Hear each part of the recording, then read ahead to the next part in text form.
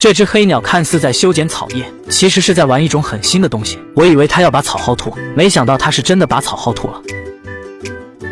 虽然中间还给人家留了一撮，但你还是不道德。这个草场怪圈就是他为了脱单特地打造的单身舞台。话音刚落，观众席观众已经就位，他马上开始营业。